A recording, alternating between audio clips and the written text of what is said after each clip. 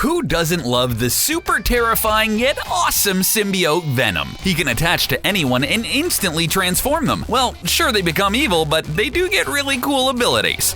I know what it feels like. It feels good.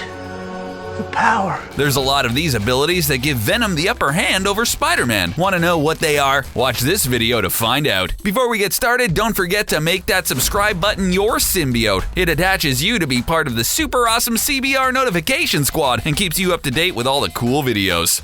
Come on, you hate Spider-Man, both of us do! The Venom symbiote can evolve. One of the coolest things that sets the Venom symbiote apart from our wall-crawling hero is the fact that it almost always changing and adapting to its environment, and most importantly, its host. That's why we're able to see so many versions of Venom. Over the years, Venom has seen numerous changes, and it's become more accustomed to fighting Spider-Man and various other heroes and villains. Does this mean its skills are adapting also? Well, yes. After merging with its host, the Venom symbiote has the ability to gain that person's unique powers and abilities, even their intellect. Theoretically, if Venom were to bond with all the heroes in the Marvel Universe, it could become pretty much an unstoppable monster that would cause havoc all over the world. Its knowledge of every one of its host's fighting styles and powers give it insider information that is invaluable in the heat of battle.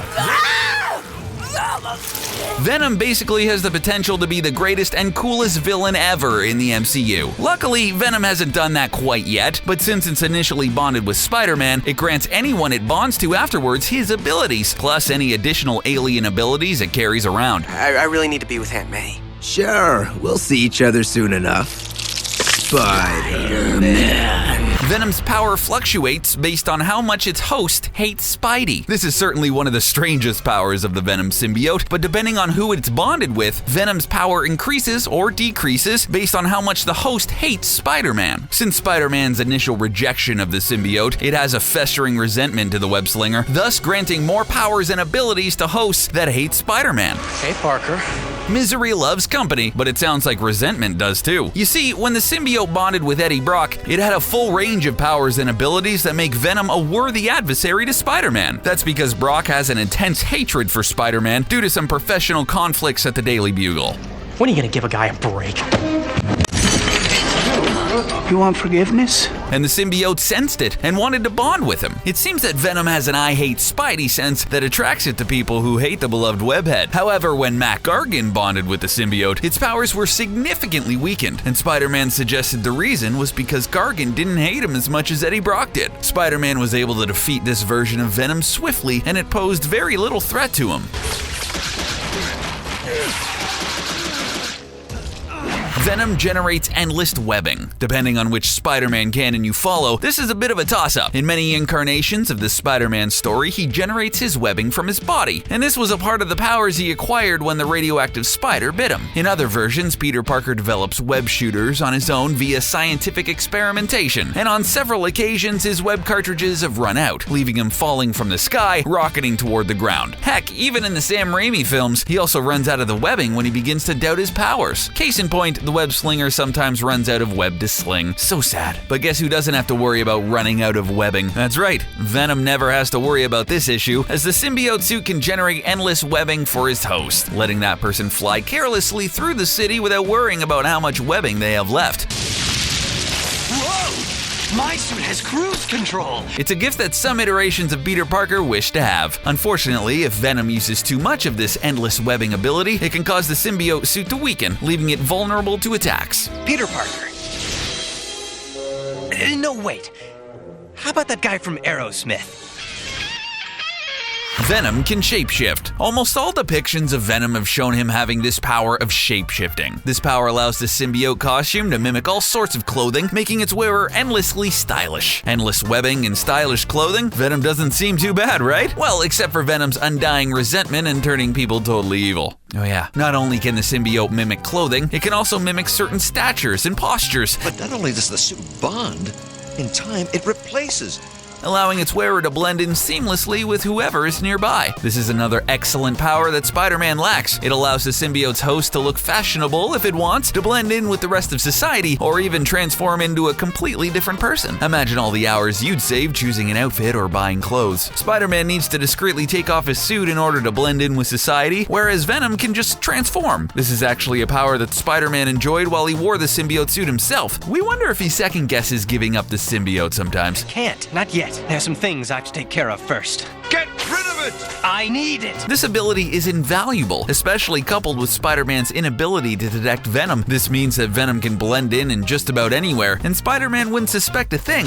Come on, Venom! That's the best you've got? Invisibility, camouflage. To go along with the ability to mimic clothing and statures, the Venom symbiote is able to mimic its surrounding environment, thus making it invisible to the naked eye. But wait, does this mean Venom can be invisible too? That's exactly right. This is especially useful once you consider that Venom is impervious to Spider-Man's spider sense, so any of Venom's users could surprise the wall crawler with a sneak attack at any moment from any place. Totally not good news for Peter Parker. Spider-Man is pretty much limited to his street clothing or his gaudy red and blue Spider-Man suit. Don't get us wrong, we do love the iconic suit, but it presents problems. If Spider-Man wanted to go camouflage himself, he'd actually have to go out and purchase some camouflaging materials or blend in with something like a Spider-Man mural, something that's highly unlikely to be around in more than one specific place. Or Pete would have to develop cool cloaking skills like Miles Morales, who is the new Spider-Man. This power gives Venom a huge amount of reign over Spider-Man. You simply can't underestimate the power of surprise when it comes to attacking an opponent, especially when you have so much awesomeness going for you.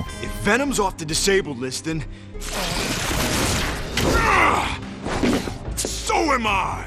Venom can help its host regrow limbs. This following ability is one of the most ridiculous and impressive powers that the Venom symbiote has. Believe it or not, Venom actually has the power to regenerate the lost limbs of its host. The symbiote utilized this ability when it bonded to Flash Thompson, a war veteran who lost his legs in combat. This is something previous incarnations of Venom never have shown, as they all were able-bodied men. But why would something as evil as Venom help anyone out? The answer is actually pretty simple and actually pretty selfish. Once bonded with Thompson, the symbiote's instincts to protect its host kicked in and gave Thompson legs once again so he could fight against evildoers as the heroic Agent Venom. So Venom only helps out its host in order to help itself out. Sure, Thompson needs to take a ton of drugs to suppress the symbiote's urge to permanently bond with him, but it helps him walk once again. Spider-Man has never shown such an ability. While Venom and Spider-Man have accelerated healing abilities, Spider-Man has never once lost a limb and subsequently regrown it. This is a power that is unique to the symbiote and can come in handy for people who are yearning to have their lost limbs back again.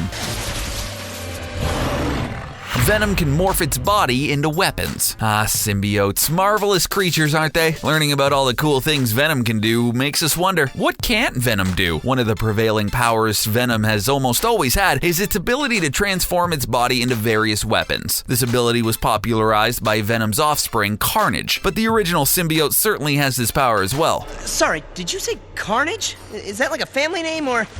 The alien life form can transform its limbs into giant axes, knives, and various other weapons. This ability would certainly come in handy when battling different opponents across the universe. Having the power to turn your arm into an enormous axe is a skill that many people wish they could have. Luckily for the people bonded with the Venom symbiote, they can do just that. Unfortunately for our hero, Spider-Man is not shown to have this same capability. Yikes! Whoa! Didn't know you could do that. In fact, he sometimes runs out of his primary weapon, which is webbing. Get it together, Spidey. This ability gives Venom the edge in this category. We're really starting to think that Venom might just be a superior life form when compared to Spider-Man. How the heck does he even beat this unstoppable thing anyway? Oh yeah, fire and sound, right. Because of course, we were you.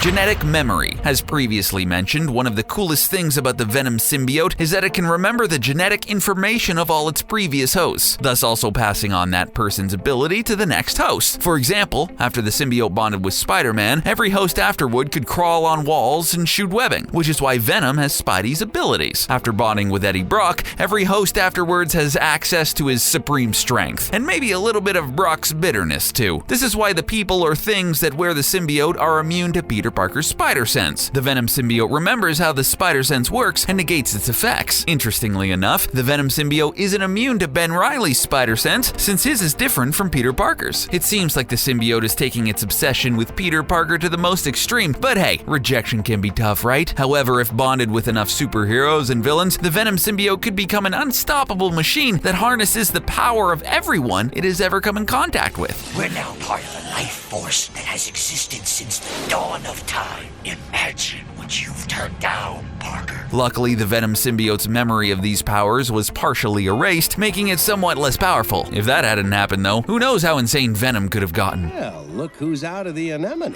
Breathing underwater. One of the more ludicrous powers the Venom symbiote has exhibited is the ability to allow its user to breathe underwater, sort of like a really evil sea creature or mermaid. Until then, we learn about all the cool attributes we hope to see in the Venom film, like his power to breathe underwater, which is shown when Spider-Man thought he could flee Venom by jumping into a river. Surprisingly, Venom jumped in right after him and explained that the symbiote could protect its host from drowning. Seriously, what can't Venom do? Since the symbiote wants to keep its host alive at all costs, it somehow found a way to keep Eddie Brock from drowning while underwater. While the comic doesn't specifically explain how it's able to do this, you just need to accept it as fact, okay? That's some great comic book logic for you right there. Spider-Man even questioned the ability and got no explanation for it. We know the struggle, Pete. This became a huge advantage for Venom when he was fighting Spider-Man underwater, since Peter Parker was unable to breathe underwater. Yeah, apparently breathing underwater isn't one of the abilities the radioactive spider granted him. Go figure. We have massive infection, multiple GPI and FSI viruses. They're coming in from remote nodes. They're going for the Colonel.